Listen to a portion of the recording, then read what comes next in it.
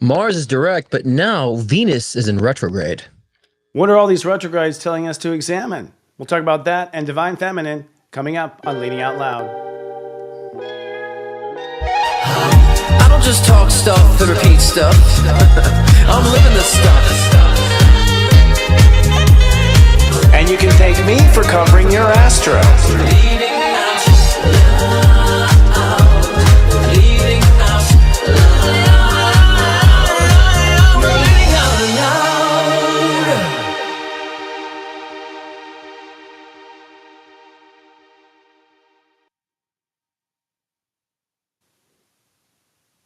Hello and welcome to LOL Leading Out Loud, your psychic astrology shift show. I am your psychic astrologer, Sensei Christopher Wotecki. And I'm Scott Cruz, psychic medium and mentor. How you guys doing today? How are you doing today, Christopher? I was like, you recognize that I have schizophrenia. That's cool. No. Yeah, I always refer to myself in the plural. Well, I'm doing pretty good, man. It's been, I'd say, a bumpy week. The Pisces energy is tougher than it seems. And when you're coming out of, the Aquarius is all highfalutin, high standards, not really detached from reality, not really picking up on reality. A lot of good vibes and thinking things are going to be great one day. And then you hit Pisces, and you're like, it's still the same old shift. Yeah. I kind of a bummer of energy. Not bad, just, we're clearing out our karma with ourselves. And so, for that to happen, you have to have it like happen one more time. Yeah. And say, okay, it's a nothing burger. You didn't get me. But still, that's not fun work, for us to do. So, that's where I've been. And I think we're also doing it. We're clearing karma collectively too. So it's like we're doing it individually, but now we're seeing each other do it collectively too. So that's even heavier, I would say, during this time. So yeah, a lot of people haven't done their spiritual work, and that's not judgment, but it's just kind of like, damn, this earth is full of shift, and a lot of stuff to deal with. But Pisces is that yin yang energy that. The energy of two fish swimming, at any one moment, things are groovy. The next moment, things are harsh. And they just keep spinning round and round we go until we work out all the kinks, Right. But, here we are. We're this week moving into the teen degrees of Pisces. We'll talk about that. And, we're actually going to talk also about the Divine Feminine. Scott, you've talked about this in the past.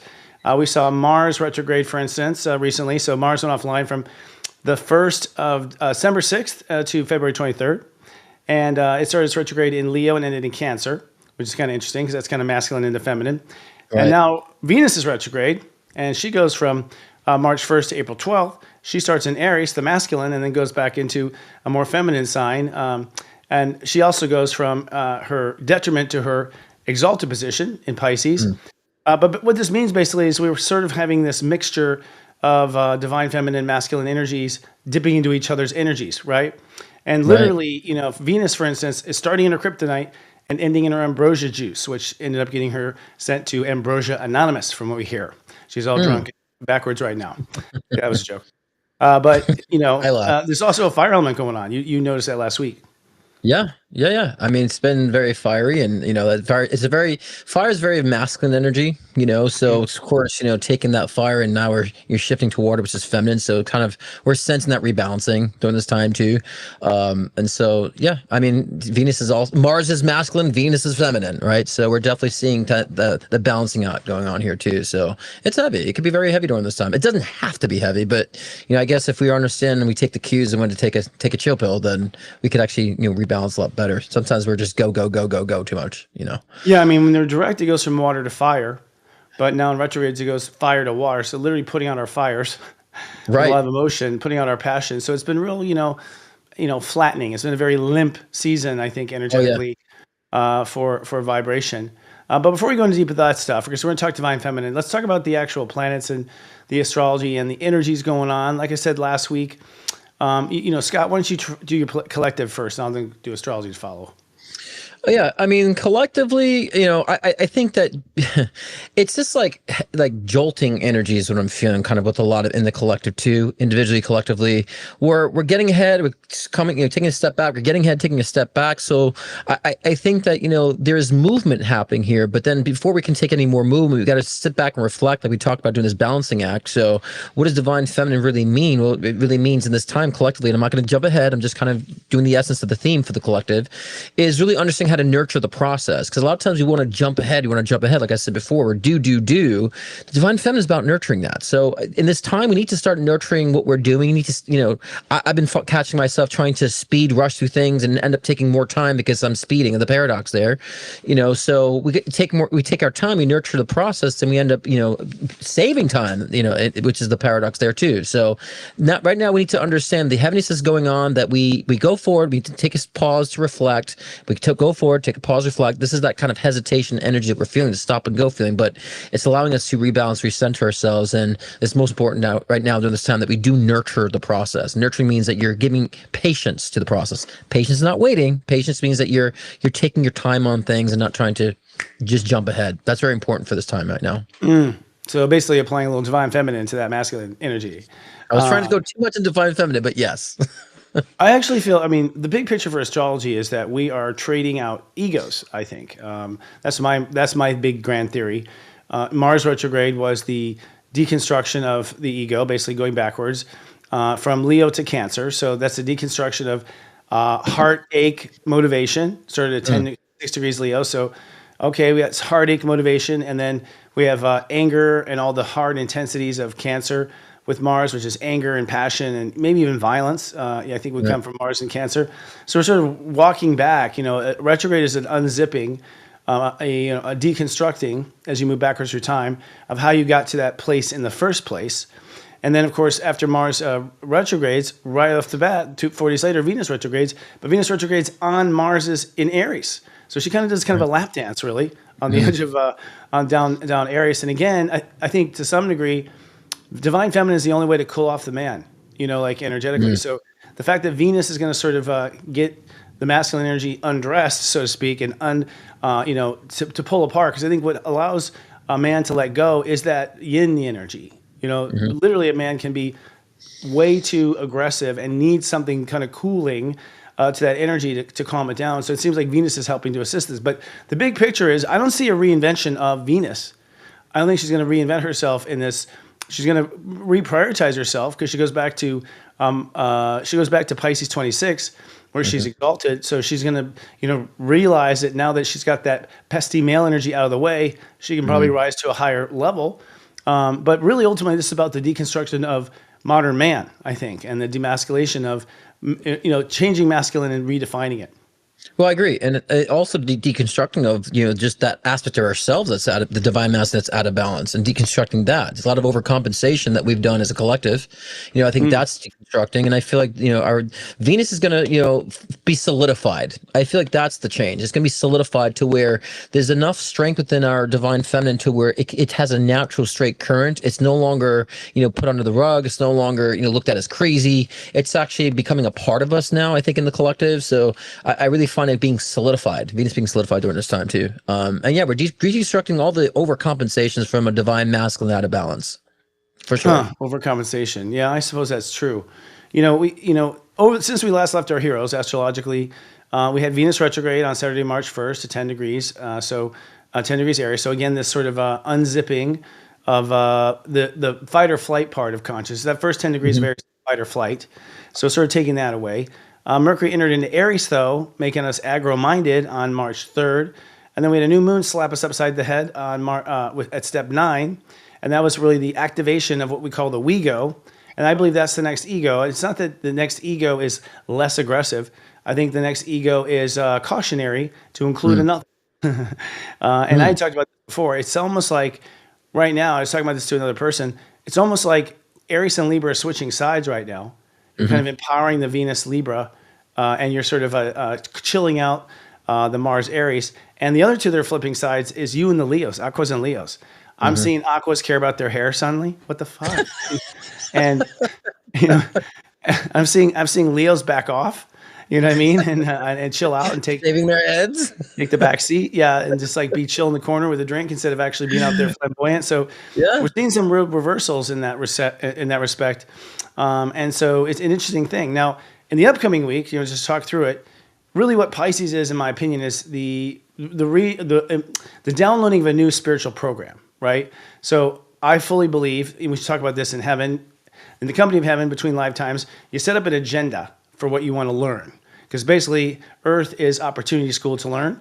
And so we set up these little plots. The first major plot was to clear out our karma and trauma from the Dark Ages. And the next major plot, I think, is to save the Earth, basically, to bring it to the next vibration. And so what's happening in this Pisces period, in my opinion, is basically the graduation of the age of Pisces, where all of the lessons have been instilled, particularly passion for oneself and that sort of thing. And so what you have so far is the removal of your own personal karma. That's what the new moon ended. So we're done. I'm done with my personal karma. I'm not going to fall in those traps again. Or if I do, I stupidly chose it for some reason, right? But you can't say you didn't know at this point. So you're definitely an idiot there if you do it again. And then secondly, now the changing of our karma in daily life. And that's what we've been working on this last week and will this next week.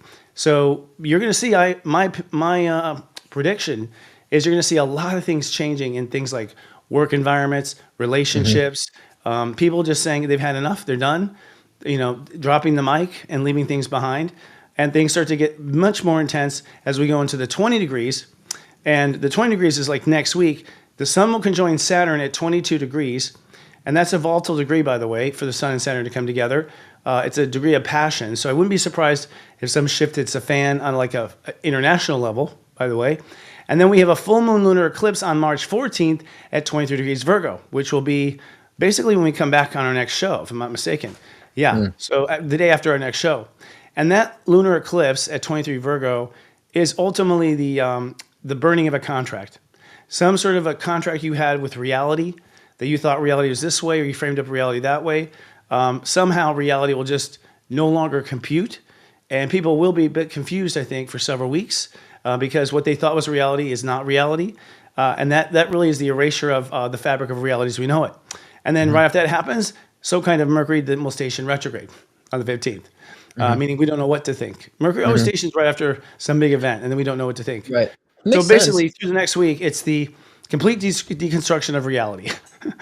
Well, and I like you said, like contracts. It's not so much even getting rid of the soul contracts. We're completing a lot of soul contracts. I'm seeing people doing, and so can when we resolve karma, then all of a sudden we're at a position where almost like we can create whatever we want. That's the manifestation phase. We can like manifest what we want because we clear out that karma. Things are open now. So I think even with Pisces, we're going to talk about Pisces about practicing and projecting. So I think during this Pisces season too, we're going to be practicing the things that we always wanted to be practicing and moving forth on. So we talked about ego too. And I just want to concur that, it's not so much about killing the ego. It's about restructuring, embracing our ego, because I think during this time, our ego has gone out of whack for so long. The ego has been stuck in survival. When we understand what the ego is designed for and we nurture the ego to let it do what it needs to do, then we can actually live from the heart, live from the soul more seamlessly. And the ego just can do like the autopilot of what you do in the survival process as we're nurturing that. So I find a new era with that because we've a lot of us have completed a lot of soul contracts and complete a lot of karma. So yeah, I definitely want to concur on that in that regard too.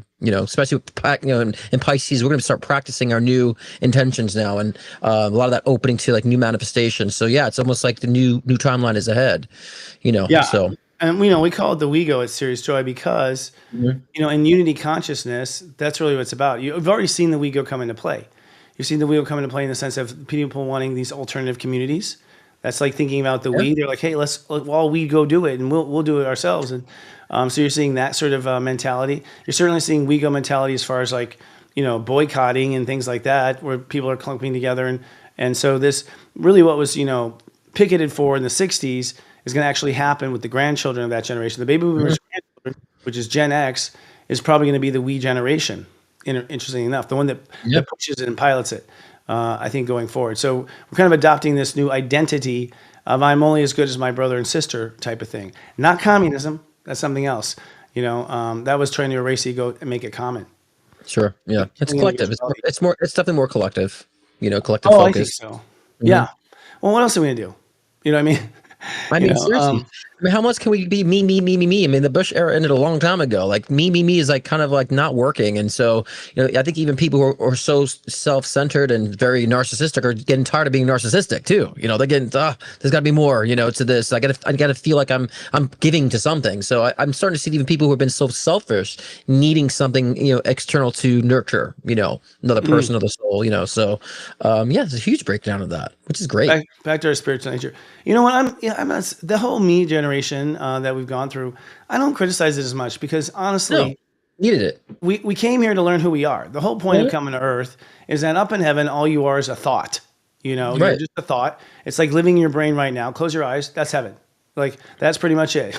You're stuck in your mind, and you wonder what things look like, and you wonder what you look like, and you wonder what makes you different than the other glowing, ball light that just zip past you. And so we come down here to learn about what we are, our individuality, and the choices we make. That's what's interesting. So it's not a bad thing, I think, to have gone through a me stage. Oh, of You course know, not. but then once you have the me stage, then you want to connect. You know what I mean? And you start to move to Right. I think the we stage and the power of we. So I feel like it's going to be the power of we. And even the things going on in politics, I haven't been watching, but some people have told me some stuff. I'm like, no shit. There's some real interesting stuff going on right now. And I think that's sort of the Wego coming forward. The result of not liking the politics is a lot of people are going, we've got to change this. We've got to make a difference, and realizing that one person just can't do it.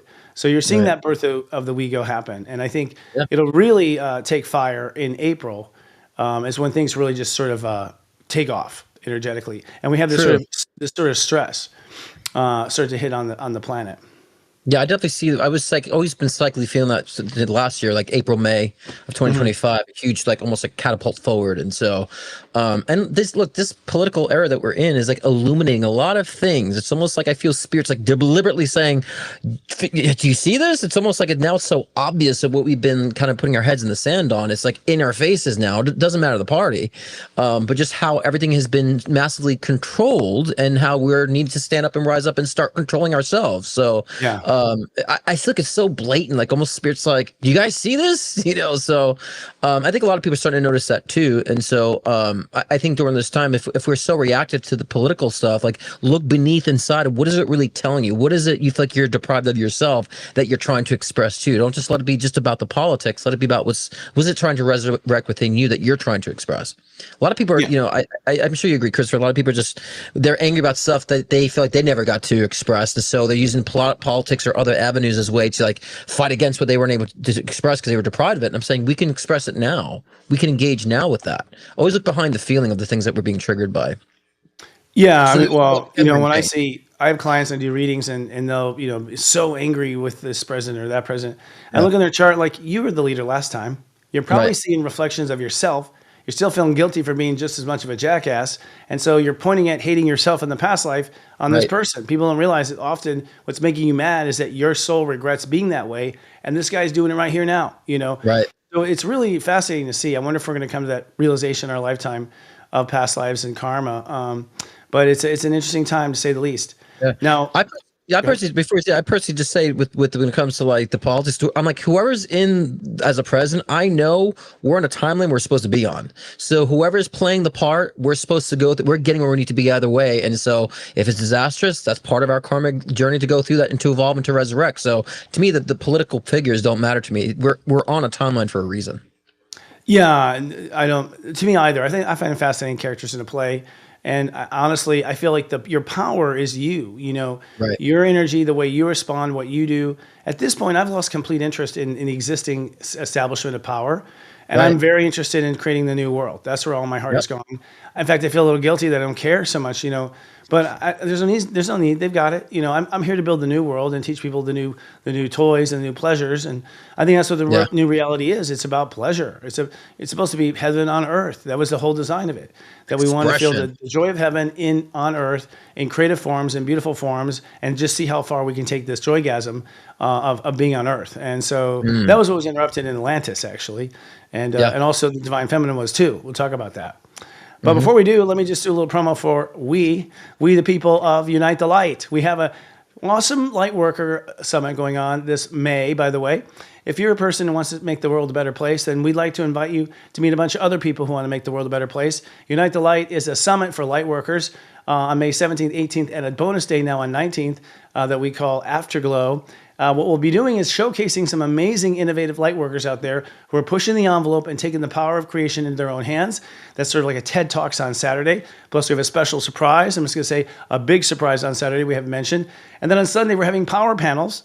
We've just confirmed the completion of one of our power panels. I'll just say what it is, but won't say names. We're going to have 3 channels, okay? 1 channeling aliens, 1 channeling an angel, and 1 channeling a historical figure. And the 3 of them are going to talk about, Scott, what's going to happen during the frequency wars in the next 18 months. We're going to have that sort of trilateral conversation. That's the sort of compelling conversation we'll have at Unite the Light, but mostly it's about the we. You'll never find a place that has more people like yourself. We have a total blast. It goes by too quickly. You won't sleep through it because you're just so hyped up on energy. And then we have what we call Afterglow on Monday, which is basically lounging around pools, eating grapes, and trading secrets. So it's going to be a fun time. And we do have a little promo here to roll for you because we are now offering advertising. If you want to advertise and get your name up or your business up amongst these people, let me tell you, a lot of business deals are made. Adam? Become a Unite the Light sponsor. Make your mark in the industry. Expand your audience and promote your business. Be a part of our mission to create a formidable lightwork alliance that boosts revenue and helps heal the earth. Sponsorship packages range from budget-friendly Kickstarters to higher-end campaigns for both Unite the Light marketing and Serious Joy TV ads. Book your Unite the Light sponsorship today at unitethelight.love/be a sponsor. That's unitethelight.love/be a sponsor. Yay. I like a little boogieing guy. We have a new boogie guy going on now. We animated our Unite the Light. Yeah. Sherry's going to love that we released the one with her tracking it. Sorry, Sherry. Don't be so with this, but I'm looking forward to it. And by the way, you guys, you can go to the website right now. You can buy tickets for Unite the Light. If you're a Serious Joy subscriber, you get $100 off with the coupon code. You got to be a subscriber to know what that coupon code is.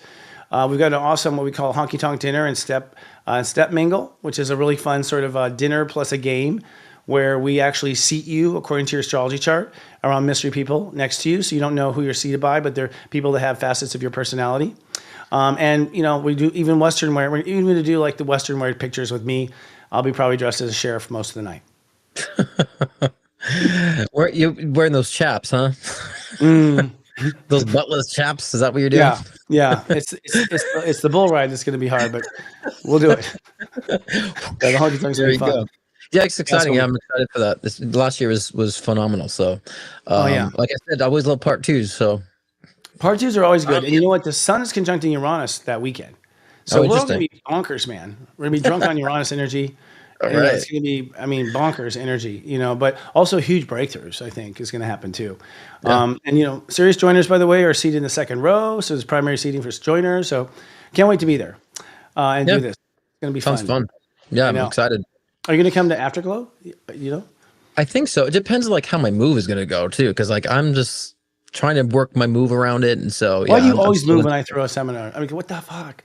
Last year I threw a last year you moved the same time. We barely got you to move before, right? Did I? Yeah, you did.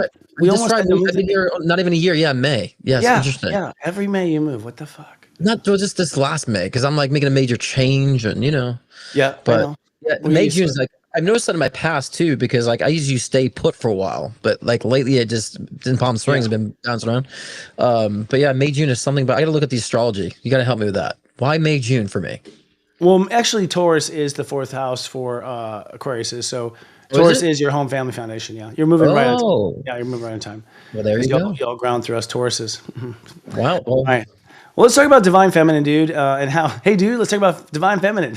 Yeah, dude. Masculine. And how it's rebalancing and re-rising itself. We'll get into the masculine later. First of all, what the hell is divine feminine? Well, I think it's our first question, and I'll just say, it's really the yin energy.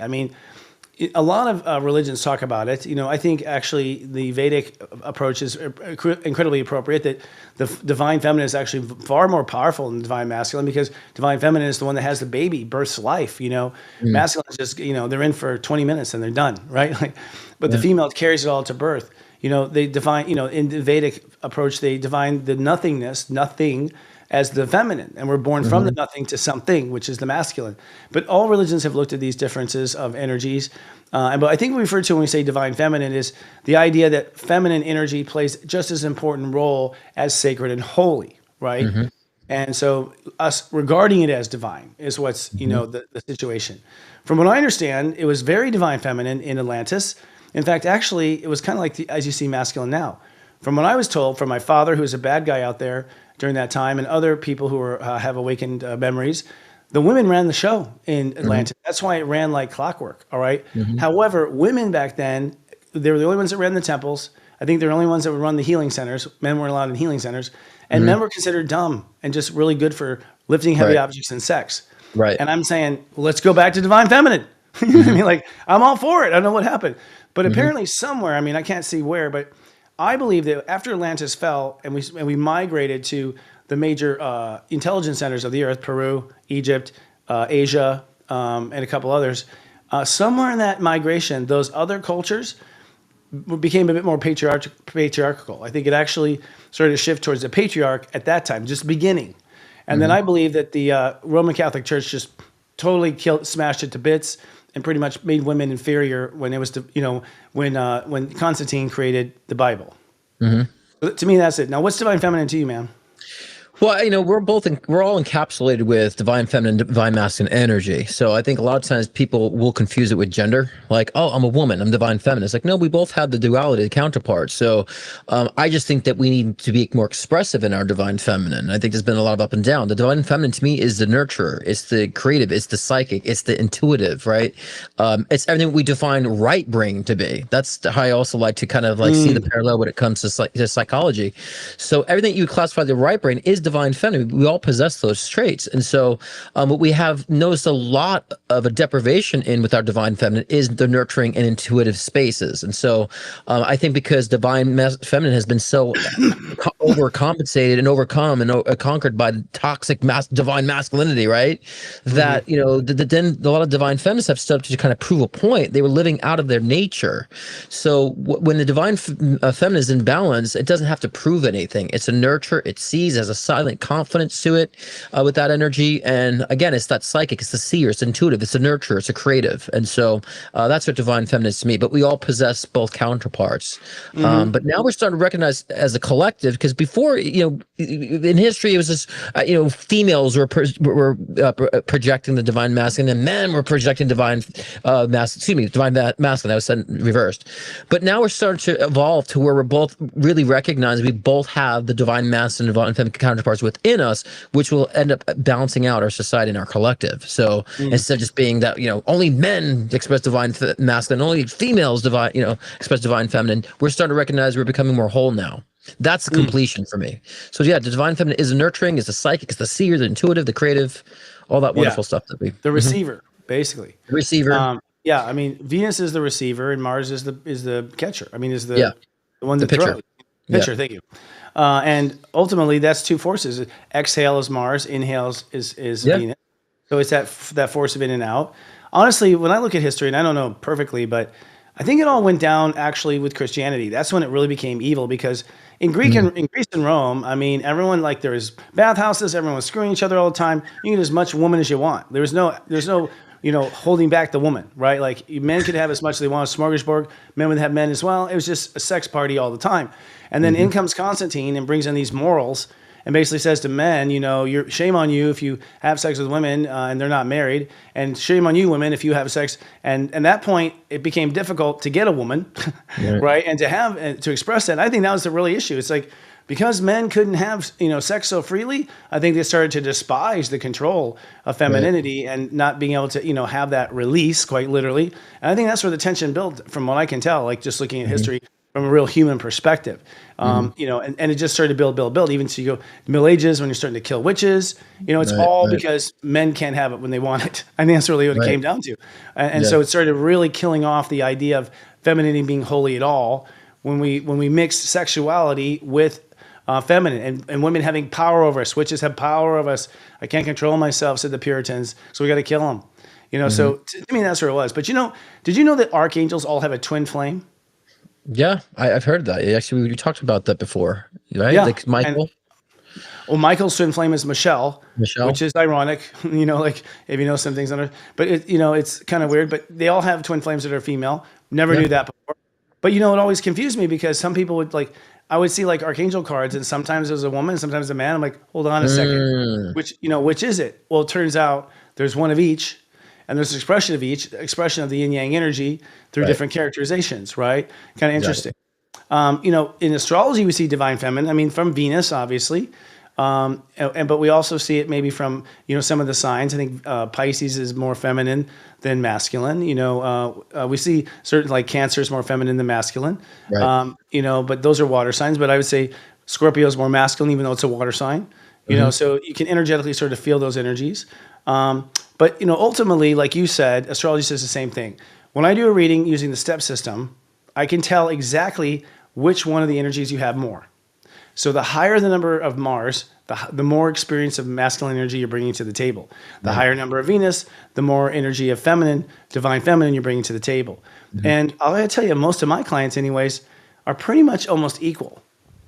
Mostly equal, like in the sense of the Venus and Mars number are almost the same. Sometimes you have them really low, like me. My Mars is really low, my Venus is really high. But I think that was my design. I was like, I want to stay humble, I think, honestly, because you can sort of turn up that testosterone if you don't want to. But even now in modern society, I would say with the gay culture, and this is interesting too, really has made it okay for men to be feminine. Like, really okay. Like, men don't mind that they smell good now. You know what I mean? Like, when I was in high school and stuff, like, that was not cool. But I think we Right. allowed ourselves men have really allowed themselves to accept the feminine. I think more in the last 30 years, I've really seen that. Whereas I think the women dove into the masculine very early in the 70s. I think Right. women became very masculine. The Hillary Clinton generation, like, kind of toughened up, wore a suit, strapped down the breasts and, became Vanilla Jane, and like went out there with the boys, smoking cigars and trying to, act like boys to get up, up the ranks, which I don't think was appropriate and they shouldn't have had to, but even to this day, I don't think we have, voted for a female politician in a dress.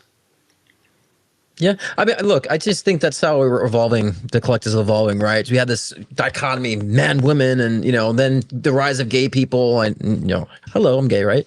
The rise of gay people is showing people that there is a middle ground. It doesn't have to be so polarized. It doesn't have to be so man, female. There's middle grounds. I think even with the rise of transgenderism and the confusion of people having two different energies, I think all that's just bringing to consciousness the fact is that we're really just trying to blend and understand how to blend our own divine mass and divine feminine and bring it in our internal balance. That's how we really evolve at this point. We don't evolve by being so separated with divine feminine and divine masculine and doing that separation with gender or sexuality. So I think the whole rising of gay people, the whole rising of transgenderism is really just a essence of our collective trying to show spiritually that we do have a spectrum here of where we can sit and where do we sit upon that spectrum. I'm not trying to say there's no definition. There's a lot of identity politics saying, oh, there's no definition, there's no gender. That's not true. But we understand we can find our balance between our nurturing abilities, our protective abilities, bring the divine masculine and divine feminine order, which allows us to be less deprived and less demanding of other people when we have our own divine masculine and divine feminine imbalance. So I really feel that this whole evolution of our species and the rise of gay people and all that we've been struggling with and religion and contesting all that is really trying to let us understand what is really natural to us. And it is natural to, like you said, to have both elements, the yin to our yang internally. I'm going to go really controversial here, and y'all, I'm waiting for the letters, but I really feel that the transgender movement is a little premature because at the end of the day, it's, to me, trans lifetime. Like, I don't feel that there are ever any mistakes in heaven. You choose your body, you choose your gender, and for some reason you chose that you were going to come down and change it. I don't know why, but I don't think it was a mistake. There are no mistakes in heaven. And we all know that we can be a man and a female, whatever we want as far as a choice. I think a lot of the souls who are transgender are just like trailblazing the fact that we can take biology under our own control and that we can push a direction of manifestation. I think they're trailblazers in the sense of pushing manifestation. But I have past life memories where I'm a woman. I can remember breasts. I can feel them sometimes. We all, as we open up and awaken, we're going to feel all of our lifetimes where we're both genders. And I do think there's a spectrum of genders. There, if there are no genders, then Venus and Mars are the same planet. Right. And they're not. They're two separate consciousnures are running separately, separate clocks. I agree. But I think every experience is based on karma, right? And karmic unresolved. So this could be Yeah. people who are transgender, maybe struggling with the fact that they're trying to, maybe they were dismissive to women in a past lifetime. They incarnate Yeah. as a man and they're like, that's like a woman. And so now they're really blurring the lines between their experience of how they condemned women. Now they're like, I can't help but feel like I'm a woman in a man's body. So that confusion can help resolve their previous incarnational karma by understanding what it's like to really Sure. be a female through a male Right. experience, right? So Yeah. there's so many variables. There's also mental and psychological trauma that can create such things, and there's also just True. people just feel that way, right? They just feel fluid this way. So there's so many different variables. I think people try to put in the box too much, but I think a lot of No. people, and you and I talked about this before, that a lot of it we feel like they just haven't resolved their past gender in the previous incarnation either. Yeah, I think to And some so degree. the confusion of such can help you to come to terms more with that. The experience. Yeah, my cautionary is like, the body is very hard to, you can't go back, so it's like, Mhm. I think that from ages 0 to 30, you're going to relive all your past lives. So if one of the past lives that you're going to relive is you of the other gender, you'll be convinced that you're that gender for like 2 years. You'll Sure. feel that it'll probably phase out. I also, the other thing too, is I see transmutation through lifetime. So most of the women who are like doing amazing things, I'm not trying to be, again, I'm sure I'm going to get letters on this one. But from the women that I have, they're strong women that I read, they're men just last lifetime. They're opportunist men that became women right in the age of woman. It's still men. You know what I mean? Like, technically, pushing that female envelope. A lot of men came in and became women, and they're slowly softening over the lifetime as they get used to that gender, they get used to those hormones. I know with gay couples I read all the time, one will be like had been a man in the last life, the other will have been a woman in the last life. And literally as a couple, the one who had been a woman slowly becomes more masculine, moves towards the top position. The one who had been more, masculine moves towards feminine. And that whole love relationship is literally exchange of genders. By the time they've been, 30 years, they've switched genders within just their love relationship, sort of as the mixture bowl, So it's a lot of different ways that things unfold. And I agree. I think sometimes I had at least one client where, yes, as a male, he was pissed that as a woman, he was repressed. And I think energetically, he was pissed that he was repressed as a woman, and he wanted that chance back in the seat. He wanted to be back in that driver's seat again. Now that women could do something, and I'm like, okay, I got you. I think it's not a bad thing. But what's interesting is it is all neutralizing. I wonder, it's really, I think to some degree too, the rise of gay relationships is because humans are getting tired of this polarization, anyways. It's boring. Well, that's why I feel like those transgender is, those who are transgender are kind of bringing that out of consciousness, human consciousness. It's like, it is bringing out, trying to remedy the polarization that we've had between divine feminine, divine masculine, that there is a middle ground to things, and that it isn't so. I think a lot has to do about societal expectations too. So I feel like, those who are transgender are breaking those norms. I have transgender friends who've been transgender their whole life, and they know that. Then a lot of Muslims say, I'm not trying to be passable. I'm a dude wearing, dressed as a woman. I'm not trying to pretend I'm a woman, right? They just enjoy that expression. So, but I've learned a lot from those people. I even as a gay man, I had hang-ups about that. But like spending a lot of time with them, I've learned that it's taught me a lot about my own insecurities, right, and my own imbalances with my divine feminine, divine masculine. So, to me, they're just teachers. And I always say, whatever people are so like hung up over, or people have such a disdain for, it's very telling of the person. Because at the end of the day, we're all souls here incarnated, having experiences, despite the body that you're in, despite the gender that you are. We're all having experiences for a reason, and that's how we're growing our soul consciousness through these experiences. So when we kind of are more curious about that, then we look at different walks of life, then we get to understand more of ourselves and more about how nature evolves. So I'm not being a testament to, because people, I'm not like preaching there's 52 genders. I'm not preaching all that. I do believe there's divine masculine, divine feminine. We have a spectrum that we balance in between that. I don't believe in all that other stuff, but I just think we should just keep it simple, stupid. So, well, and there's we live in people a that feel duality. both We live in a energies. duality. We live in a duality. I mean, there is But electrons, 5D, electrons and protons, down to the very core of science. It's right? always positive, negative charge. Okay, But batteries positive charge, 5D, negative would be divine feminine, positive would be divine masculine. That is the way the earth is built, and the reason is because there's power between the attraction of the two. God split into two polarities, and the attraction between the two is how we harness all the power everywhere. Everything is spinning based on the attraction of those two. If you bring them to a neutrality, you don't have any attraction anymore. Like it's the opposite that you don't have that craves. Even in astrology, and I see couples. So when you have couples, for instance, who have like really great sex, but the rest of the relationship sucks, You know what I mean? I will see that his male is like really high and her Venus is like really low. And so the attraction is intense because there's a high male and a low female, or high female and a low male. And so that those hugely opposite energies draw on this like crazy attraction because those two want to, merge and become neutral. Everything in nature seeks neutrality. Yeah. So I think to some degree, once we undo that opposition, it becomes really boring here. Really boring. So does the sex. Gets really boring. Yeah, I mean, I can agree to what you're saying too, but I think that Age of Aqua is really kind of going to break that whole like extreme duality. You know what I'm saying? Because I'm not just a man. I realize that when I understand I have divine masculine and divine feminine, I have more to play with. I have more that I can be. Do you know what I'm saying? Right. When you have both, when both are acceptable, then you have more toys, basically. Yeah. Yes, I don't think it's a neutrality. I feel it's like I can bend more. I can be more flexible more in life. I can express more that I was afraid to express before, and it just gives me more experience. So for me, like I was saying before, when I was trying to rudely interrupt you, I was saying like 5D is understanding that like there is more beyond the polarity, that you can actually be more flexible in that sense, right?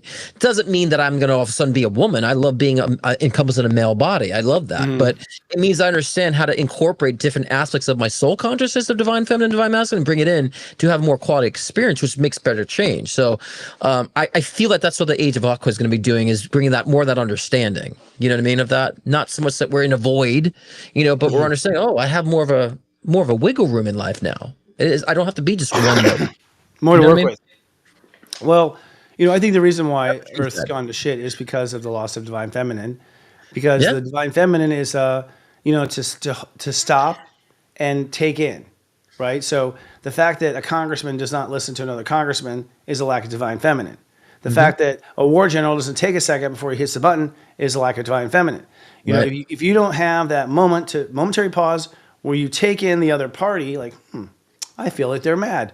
That is divine feminine, to take that energy in and to taste it, to take it in and let it incorporate into you, i.e. penetrate you, really. Take that energy and let it penetrate you for just a moment to identify it. That's divine feminine. And I think some of the reason why we squashed women was because there were reason. Right. The man be like, we're going to attack Rome. She's like, how are you doing? You get home to that wife is just like, no, you're not. We're not attacking Rome. It's like, shut up, woman. I'm the patriarch. And a lot of that was, I think, just to squash opposition that they knew full well they were doing the wrong thing. Right. Like men did. And so they wanted totalitarian power. So squash that part of me that would take in and have compassion for the other side. And so I think we shit on Venus for a long time. Yes. Because we want to get away with Martian stuff. And that's the ascension to me, is that working together with, not working in opposition to. It's like a marriage. We're on the spiritual level marrying the divine feminine, divine masculine. We're marrying it together. That's union, right? Yeah. So that's how I see that. We've been not so much union, so been opposition too much. So that's kind of feel where it's going. And so someone says this whole spectrum is balanced. Everything's a spectrum. You know what I'm saying? And where we stand in that spectrum. And so I think that you and I, like to validate your point, we do agree to come as men and women. Express that, we do agree with that, and we're not going to be like all in the gray zone area, but emotionally and spiritually we can still exhibit divine masculine, divine feminine, physically and tangibly. That will always be, in that sense. So, well, I know my soul. I mean, I've always been male. I just like being a man better. I have a couple of lifetimes I can remember being a woman, and I just don't dig it as much. I don't like the body, the menstrual, all that stuff. It's just too much. But I think in this lifetime, I was like, okay, I need to chill out a little bit because I went way too warrior and stuff, and Knights Templar and stuff. And so I turned down the testosterone. My Mars is like at 1, and my Venus is way up at 26. So I was like, okay, I'll be a man with a high Venus, and that should solve it. Well, no. High Venus. Right. Seriously. And so now I'm a guy that gets along with women really well and has a business based on relationships to women, so which is kind of cool as an astrologer. But I think your soul starts to get it, like it starts to understand the balance of the two. And the irony is honestly, the ego only exists on Earth. It doesn't follow you to heaven. No, of course not. So Ego's really, that's our survival mechanism. And if the ego's doing its job, it's going to do anything it can to survive. And so that's what I was saying. We're learning how to nurture the ego with our divine feminine, So, and that's when we don't feel like we have to be deprived or like cheat people or steal from people or knock people down or have insecurities because we nurtured the ego. And, so yeah, I agree with that. Yeah, totally. And for every woman who goes, "This is my last lifetime," there's no penises in heaven. It's only You're not going to get laid. There's no masculine up there. It's utterly all feminine. It's all female. Like it's all because the male energy doesn't make it up there. It's it doesn't work that way. So enjoy them while you got them, girls. That type of thing. Now that said, let's do a commercial with Scott. Yeah, roll it, Adam. Scott Cruz is popularly known for his life-changing one-on-one readings to also guide in your soul ascension journey. With life readings, get insight into your relationships, career, health, trauma healings, past life regressions, and more. Want to connect with a loved one who's transitioned? Scott's mediumship session can be the gateway to you and your loved ones in spirit, bridging the gap between the physical and the spiritual realm. If you want to enhance your own psychic ability, Scott's Intuition Builder session can help expand your psychic and mediumship abilities. So sign on to scottcruzpm.com to book your own personal session today.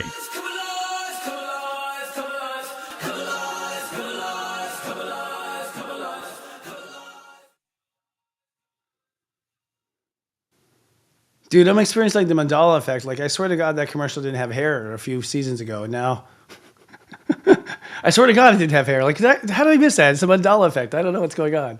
No, you look good, dude. Yeah, I like to come alive. Are you? I think you're muted. Are you muted? Am I muted? Oh yeah, we're back now. Yeah, we're back. Yeah. There's gonna be so many changes. It's called the Mandela effect. Yeah, I was never bald before, so that's funny. Yeah, I don't. Yeah. And Fruit of the Looms didn't have a basket of fruit on the front either. I don't know. Hey, my divine feminine says if I want hair, I'm going to go get it. So yeah, I'm an that's experiment. ironic. Yeah, that's ironic. Yeah. Don't you think? And the irony of baldness is that it's too much testosterone that causes baldness. And the other irony of baldness is it comes from the mother's gene. So your mother's hairline actually will determine if you have baldness. What's that? I said, yeah, they say that. Yeah. So if you have to look at your mom's sister, your mom's brother to see if it's going to hit you. Interesting. Yeah. Isn't that weird? It's it's high testosterone, but coming from it's a mixture of things. It burns the hair follicles or so much, that Puerto Rican anger of yours. It's Italian too. I mean, he's hot blooded Italian. Too, that's true. Yeah, Don't you get forget about that too. So the question is, how do we rebalance the divine feminine and masculine energies and create a new magic together?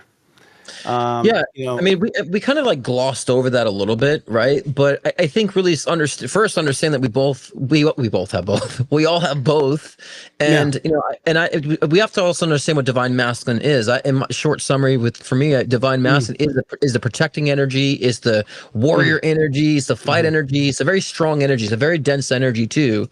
But again, divine masculine also could be very nurturing too and supportive. Right. And so a lot of times, when we're, asking for help from spirit, to connect with the divine masculine spirit, they're just going to help you no matter what. They don't care about growth. They don't care about evolution. Like, let me help you. Here it is. Here's the money you need. Here's the support you need. It's like Archangel Michael, right? It's unconditional. They'll support you, give what you need, and protect you for whatever you need. And I would say when we understand that aspect of ourselves, that we're going to set boundaries, we're going to make sure that we're not allowing people to come in, then we understand that's a divine masculine trait, to protect, to stand firm, to create our boundaries.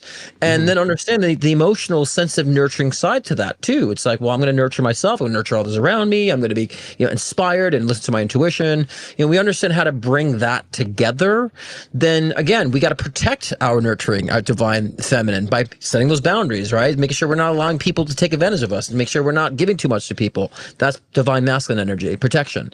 So when we understand how to utilize both aspects, and Christopher, how many times we talk about setting boundaries all the time in our shows and in our sessions? We're always kind of preaching people who have their divine masculine out of order, too much empathy. Empathy is out of order. Empathy is like going cray-cray, that they don't protect their empathy. They either get burnt out or taken advantage of, right? Because they're not protecting that space, the heart space. So that to me is understanding the duality between the divine masculine and divine feminine, protecting it.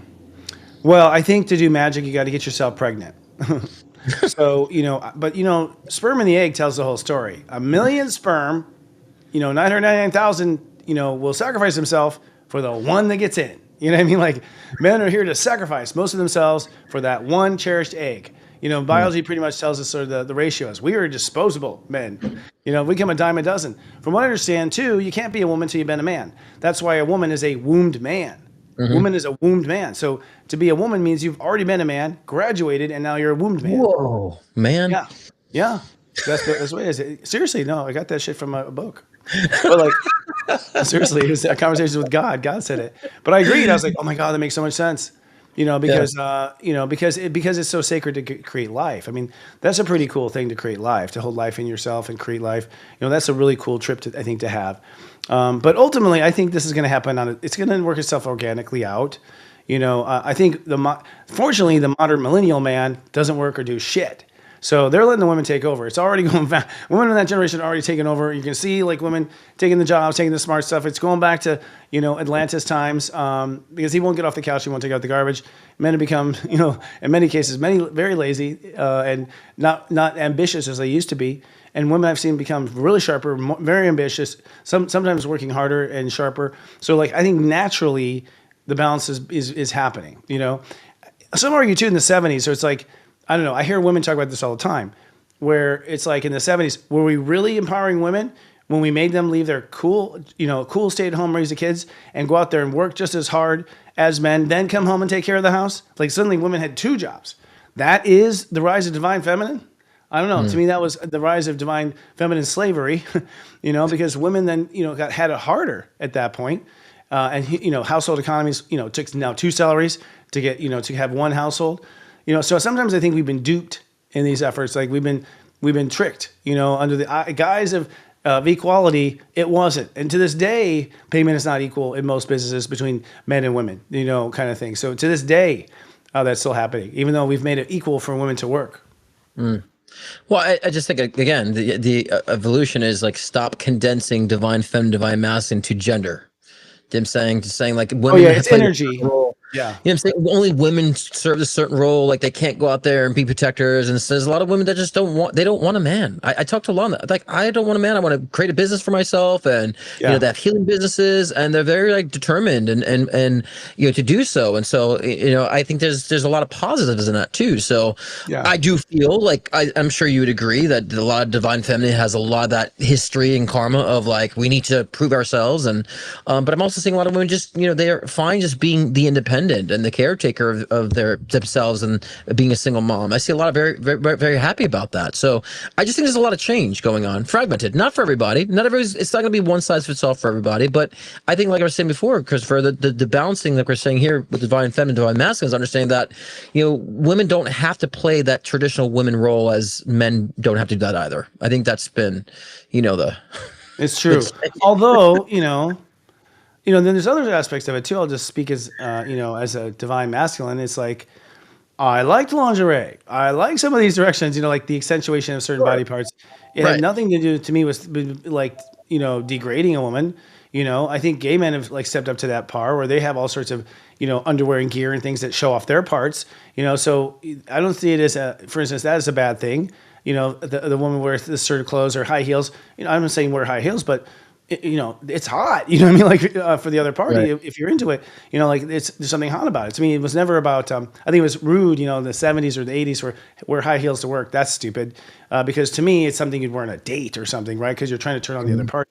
But my point is like, we don't have to get rid of everything, you know what I mean? And some of the things that were cool about certain genders and body types. I think there's cool. The difference is coolness. It's cool. Yeah, and honestly, Christopher, when we get the true divine masculine, divine feminine imbalance, I think people would embrace more of their. Okay, yeah, you're right. Yeah, feminine expression through the physical body and the male expression through the so, and there'll be a lot less judgmental energy of each other. Like, oh, a woman can't be fat or a guy can't be short and bald. Like we have so much of that stuff because we're out of balance that we just would accept for what it is. We wouldn't put so much stigma on the male expression of the body or the female expression of the body. We have to be more easygoing about it. And it flips around, y'all. I've heard women get on to me about makeup. Like, I don't have to wear makeup. Like, have you seen pictures of Benjamin Franklin? He looked like a fucking clown. Men were wearing makeup back then like crazy, and women were plain Jane. In fact, it looked like you were dating a man back then if you were a man. Right. You know what I mean? Because the women were so plain Jane, they had nothing on, and it was all men all caked up and all dolled up with their asses in the air and little frilly things around them. Like, it moves around. I don't think it has to do with any gender either. That sort of, highlighting of the body and, and taking up of the body with color and things like that. It really does go back and forth, based on the year. So 100%. Yeah. I think ultimately though, like I said a minute ago, it's like if you want to do magic and ascend, you have to master both. Not masturbate, master both. Like you have to be able to take your feminine and then your masculine. You've got to have your masculine get your feminine pregnant. That's what a spell is. You've got to make your energy, your other energy pregnant and create this energy with the two sides of you. So ascension, it means the incorporation of both and the use of both energetically to be able to rise to the next level. Because again, they're really just positive, negative, yin yang. You know, you know, God's energy is split into two polarities, and between the two polarities, as the magic comes from, you know, deliberately using those oppositions to create power and change. So I feel like we're almost there. You know, I don't want to pronounce her name, Kamala, or is it Kamala? And then Harris. I mean, I honestly think that was the last failure of a female candidate. Like, I'm not, you know, like as far as a woman trying, not getting, you know, kind of thing. Now she's a Libra, which is very a feminine energy. She's a Libra. She's a Venus ruled energy, but she came across to me as very Mars, right? Like, kind of tough. Like, I wouldn't get in a bar fight with her. She looks like she'd kick your ass, you know, like, so, you know, again, I think for women running for president have always been very masculine women. And this isn't to be, you know, but if my grandma ran for president, I'd vote for her. You know what I mean? Like there's a feminine goddess wise energy of women that I think if one of those goddess wise women ran versus one that, you know, can smoke cigars at Harvard, I feel like that would win because every boy has a mom, you know, and has a grandma, has one feminine character that played this divine feminine role in their life that they love and cherish and would do anything for. So we haven't seen that likable, we haven't seen that expression of divine feminine sort of going for power. We've seen the divine feminine like basically overrode their feminine, pretending to be masculine, you know, and to beat the boys at the boys' game kind of thing. But I think that's the end of it. Well, I think that's the environment of politics. Politics is a very like, you know, divine masculine out of order expression. It's sport. It's like, you know, it really isn't about true nurturing. And I think that's why we don't have many women running for president because they really can't. They're not going to be effective to really be the nurturer and the seer, right? Because politics is very, very controlled and very, very narrow viewed in a sense. Even though it pretends to be open, it's really not. So that's why I think men tend to like dominate the space because it's very, very surface. It really isn't about the people, you know. It's about control. It's about structure. At the moment, personal I remember, right? You know what I mean? I remember Robin Williams' concert where he's like, "That's why women should be president. It would be amazing, but every 28 days, some intense negotiations." You know what I mean? Like, right. White House shuts down. I don't know what's going on with Miss President. No, I just saying. I feel like the next woman that runs, I think will win. Like I just have a sense of it. I feel it. Because we'll be in the age where it's actually divine feminism balance. We'll be in that age. So men would be actually seeing the benefit and power of the divine feminine. So men would be like more open to it. Men will understand the divine masculine that's out of balance will understand we need a divine feminine and understand what those clauses are. So I think that when the balance has complete, we will have a female ruler once, you know, again. I mean, other countries have female rulers. What's up with America? America's very, you know, patriarchal and, you know. Yeah, but then again, I've seen like, you know, Margaret Thatcher kind of male. You know, again, they're all still kind of male energies. They've never been. I haven't seen, you know, Amma be president. You know what I mean? Like, you know, or any like divine feminine that you might see or know. It's, you know, very, very few. Dr. Ruth be president. We haven't seen anything like that. You know what I mean? Sure. Although in the gay culture, I do love like gay men. As I become friends and know them, like if a gay man gets sick, he's not counting on his boyfriend to take care of him. He's calling his sister. You know what I mean? Like. He calls in the feminine because he knows that jackass ain't gonna do shit for him, and so there's always some like, you know, fag hag woman around who will take care, you know, and do that nature role with him, and so gay men can see how this all works. You know what I mean?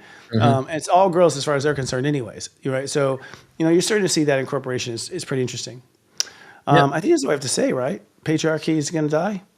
We'll see. Well, I mean, it's just going to find its role. Like it's not just one way or the other way. It's always just like so extreme. I think we're again, it's all about the balance of that, you know. And this I don't want to sound like overly cliche about the spectrum, but there is a spectrum of divine masculine energy and divine feminine. We want to find our balance in that. It doesn't mean that men start acting as women. It doesn't mean like women start acting like men. People completely go in that other direction, which is their own insecurities. We're talking about intellectually understanding that balance and your talents and soul skill sets that we possess to find balance, find happiness in life. It's about understanding where we sit in that spectrum. If we're too over in the divine masculine, we're missing our nurturing and psychic awareness and creativity. If we're too nurturing and too psychic and too, you know, creative, we're missing out the boundaries in life and how to support and protect ourselves. So we got to find the balance of that.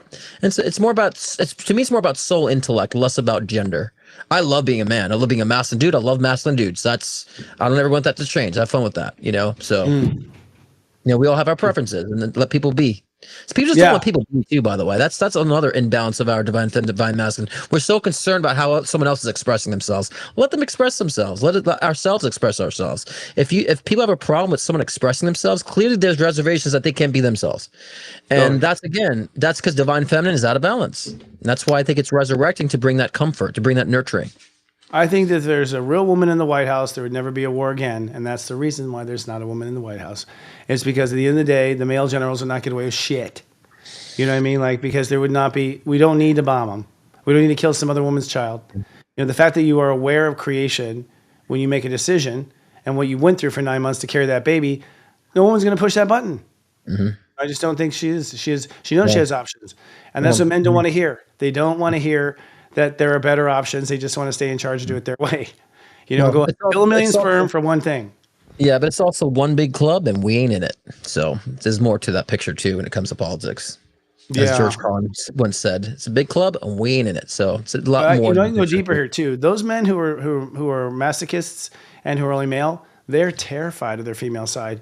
And they don't like that women have that power over them because it's reminding them that they're a chick on the inside too.